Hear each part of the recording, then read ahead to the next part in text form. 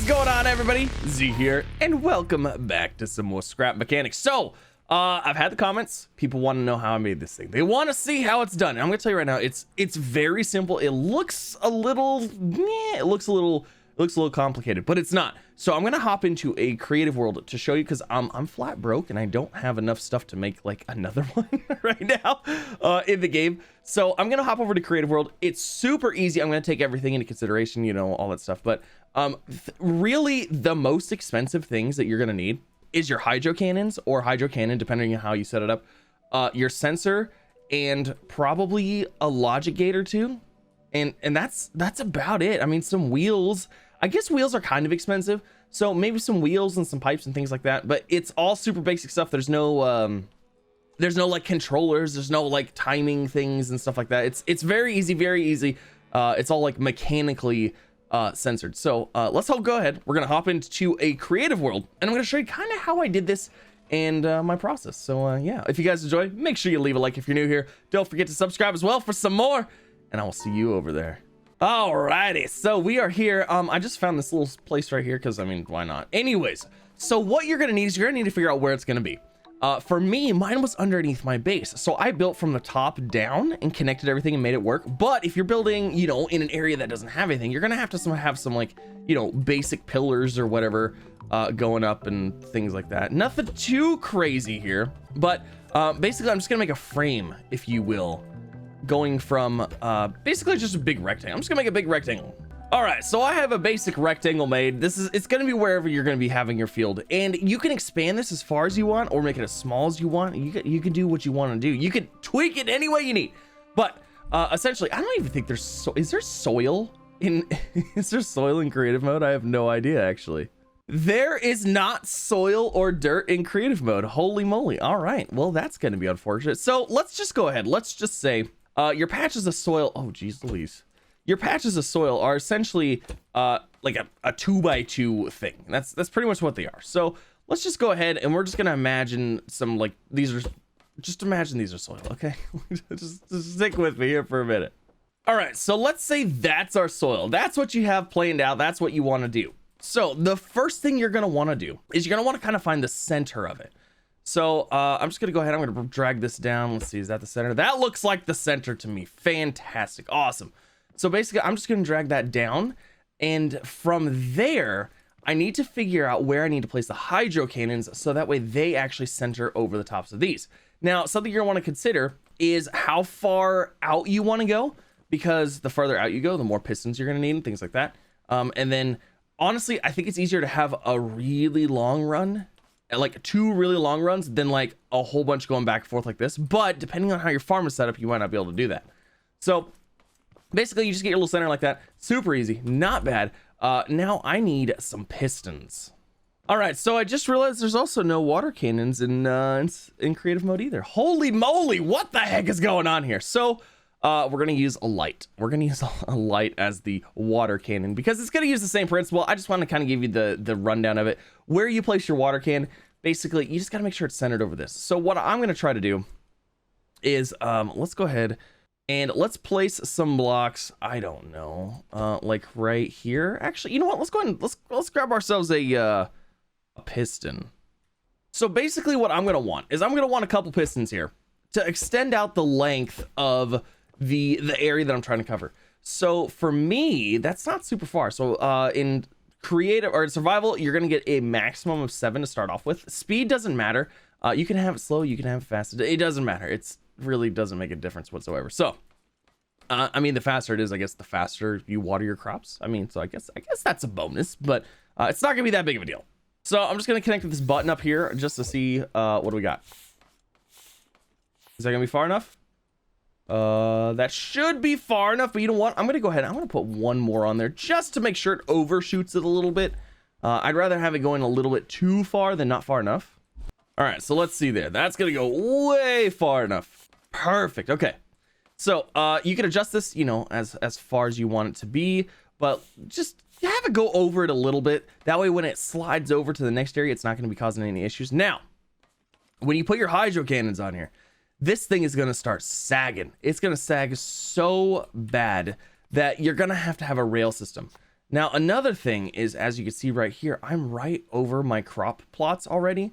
So the easiest way to do this would be just move your crop plots back. But if you're not able to do that, you can go ahead and just move your blocks, you know, just get some blocks in here.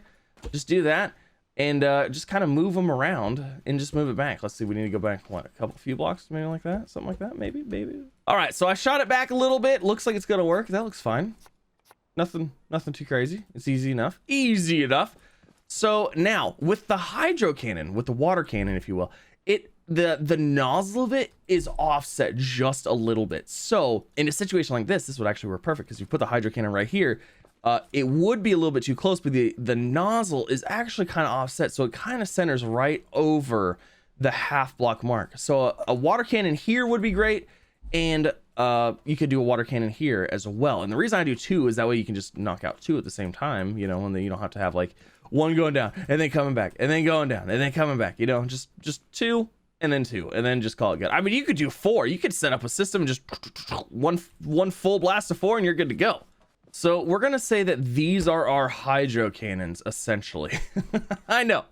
Just stick with me for a minute, okay? Just stick with me. So that's gonna be our hydro cannon. We're like, okay, this is cool. This is looks like it's gonna go places. It's gonna go over the things, water the stuff. Look at that. I know, it's amazing. But it's gonna be sagging. It's gonna be sagging bad. So you're gonna have to have some kind of support system. So what I did was essentially I just built a rail across the whole thing like that and connected this side up right here with some with a wheel. Essentially, that's all I had to do. It just stuck a wheel on there, called it good, no problemo. So for the wheel, it was pretty easy. All I did was I got a pipe here.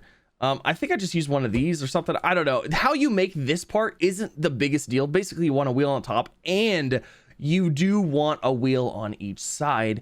That is because when it moves side to side and back and forth, it's it's gonna try to fall off of the thing for you. So we don't want that.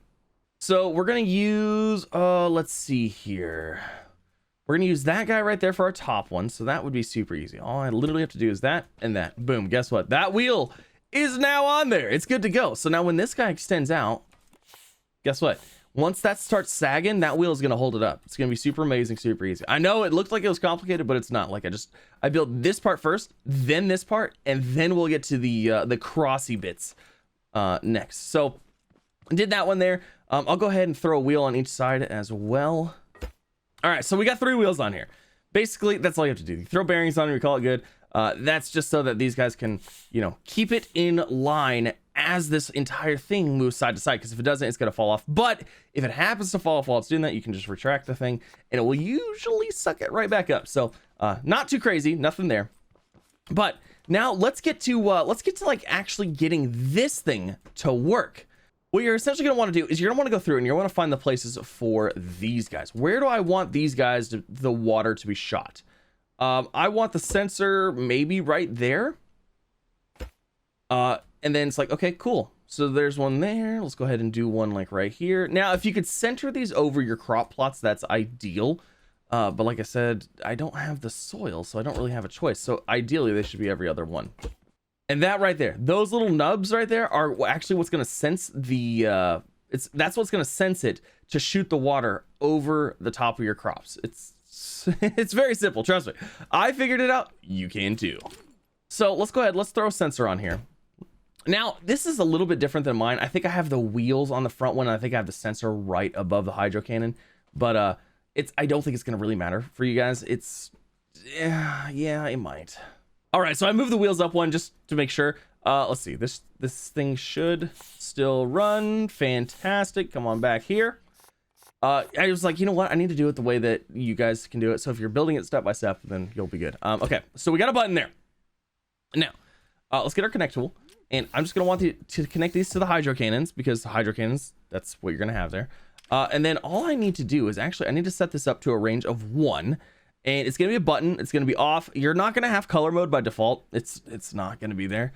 And then essentially what's going to happen now, if I hit that button, see how it just flashes? Boom. That's it watering. Water. You see what I'm saying? super easy. And then, like I said, if you guys want to make it faster, you can. I can't remember. I think the max speed on the basic piston is right here somewhere. I think so. So boom, water, water, water, water, water, good to go. And like I said, you can extend this out as far as you need to. Once, as long as you have that rail, it'll be fine.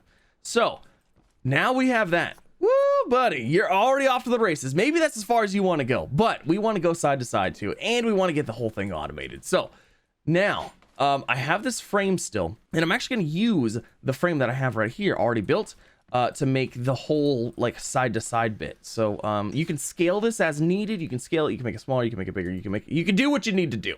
So I got to extend it out. I'm basically gonna do the exact same thing that I did right here, but for this one, I'm probably only gonna put one wheel on the top, maybe one wheel on one side, and then to do the same, like one on the top and then one on the inside. If I do inside here, I want to do inside there. That way it kind of like prevents it from going back and forth.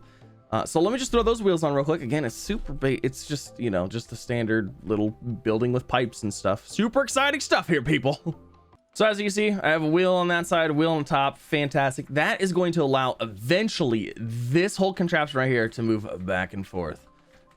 So pretty simple, you know, like make this contraption first, make this one work, and then let's get the whole thing moving, shall we?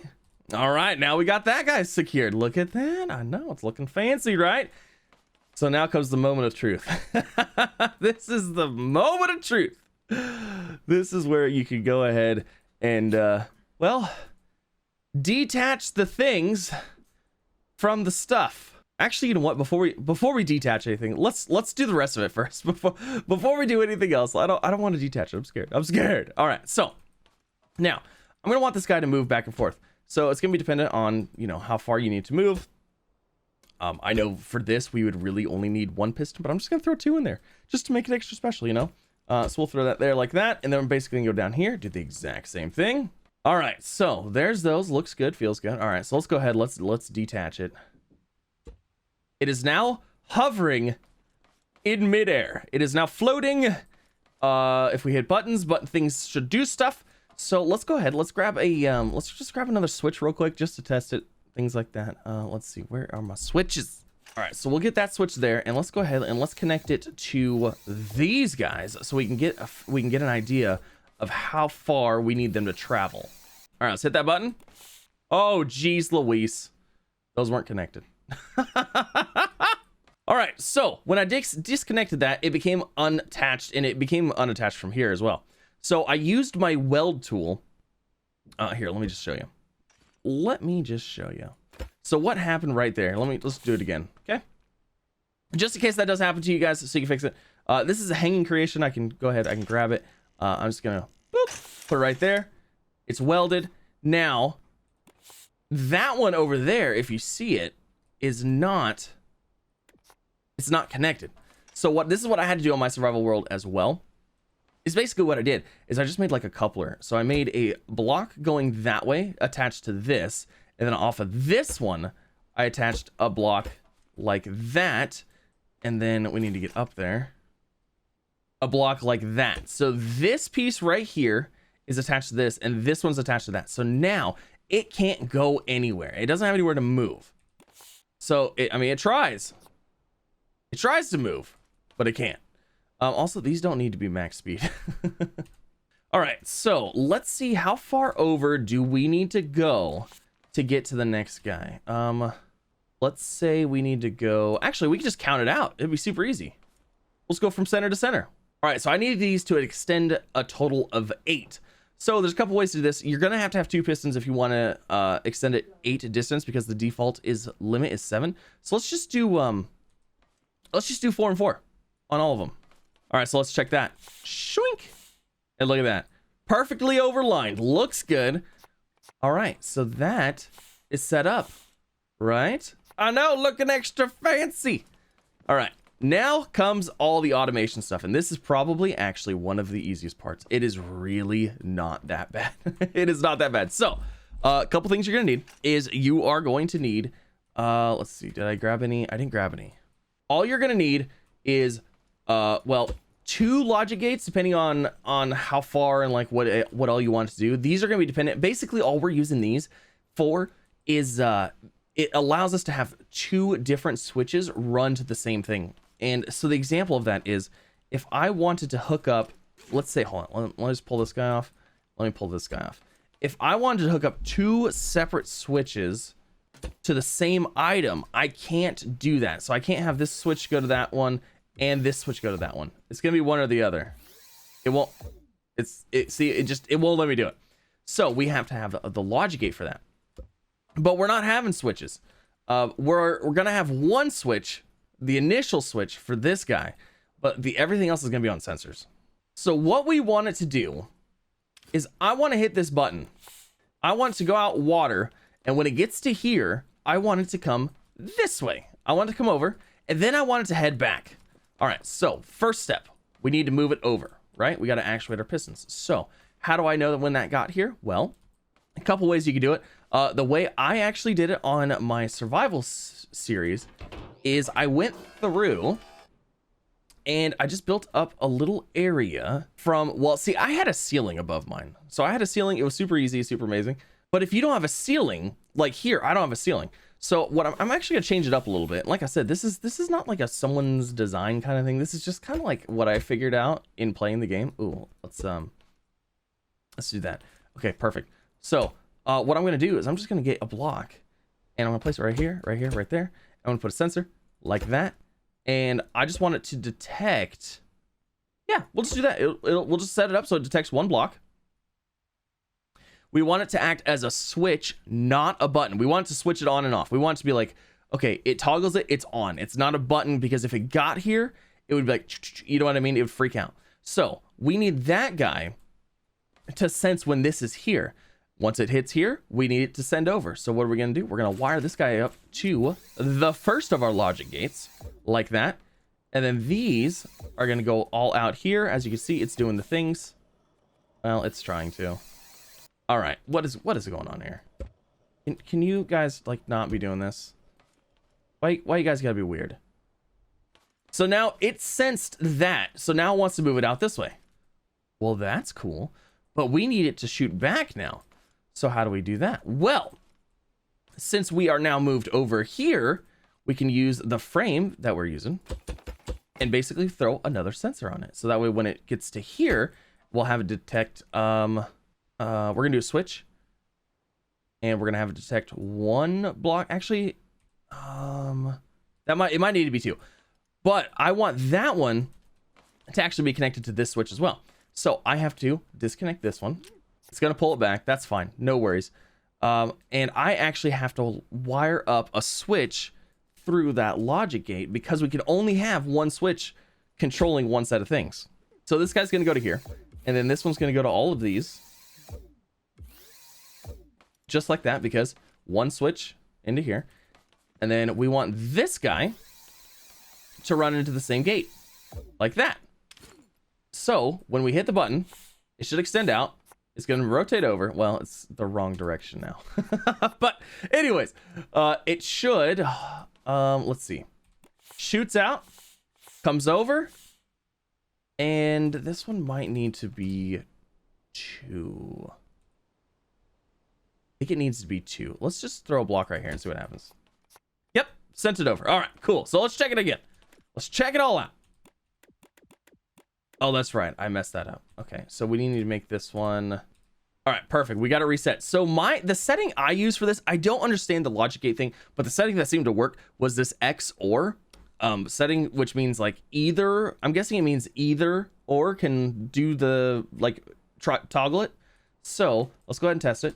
Boom, one button, goes over, sends over, comes back. Easy enough. Well, now you want to get fancy, right? Now you want it to reset automatically when it's done. So let's get another sensor in here and let's essentially detect once this guy returns back over here. So for this guy, I'm just gonna have a sensor on this that detects this tire right here. I'm just gonna put this to 1. So as soon as this tire comes back, it'll be like, boop, oh, I know the tire's back. I'm gonna do my thing.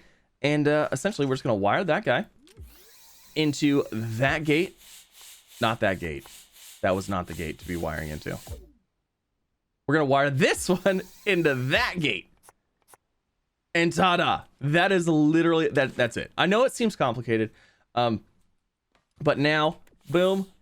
What in the heck? What in the heck just happened? One of these sensors is way too high, apparently. Oh my gosh, it's because I had it as a button. Let's see, switch.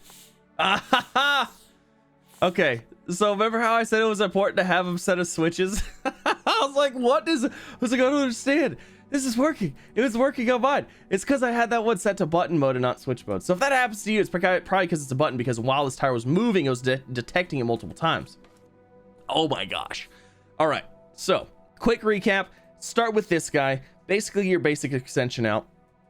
Get it doing this part first. It's not hard. It's, yeah, I mean, it kind of looks like a lot because there's like a lot of tires and pipes and things, but those tires and pipes and things are only there to hold it and to let it move as it needs to. So hopefully this is helpful. I didn't know a better way to do I didn't know a better way to do this other than creative mode, because like I said, I didn't really have the supplies on me to do all this stuff.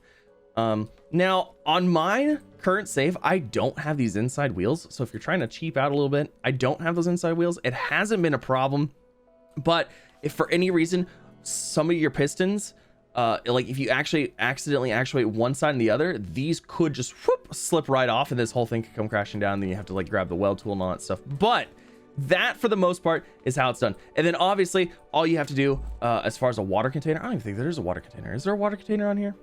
No, there's no water container. There's no fuel containers. Basically, you just throw your water containers up there. You fill them with water as needed, and then you get your connect tool and connect those to the hydro cannons. Just go whoop whoop to your water cannons or whatever, and that's it. I mean, that's it. It's not that bad, and I feel like it's fairly easy. And like I said, once you figure out how it works, I'm sure there's gonna be I'm sure there's a better way to do it. I'm sure there's a lot of refinements that can be made. It's like, oh well, if you put a switch here instead, you could do this and this or something like that. I don't know. This is just the way I figured it out by playing it, and it seems to work. And it's nice. It's automated. It goes through. It waters everything super fast. It comes back, and yeah. So this is why I say it's better to have the long runs, because all you have to do is add pistons to this side. That is the easiest part. You could just extend this out, add more pistons to it, and you can just have it run so much further, and then back and forth. And then if you wanted to add another one over, all you do is have to extend this out. You don't have to really mess with this, and then add pistons in here, and then another sensor essentially saying, instead of it going back, instead of this sensor being here saying, hey, we need to go back, this sensor would be like, hey, we need to go out again or something like that. So just basically sensors and pistons and things like that. So hopefully it wasn't super confusing. I tried to do my best. I tried to break it down. Please leave a comment in the comments down below if this helped you, because I had lots of questions about how I did this. And trust me, if I can figure it out, I guarantee so can you.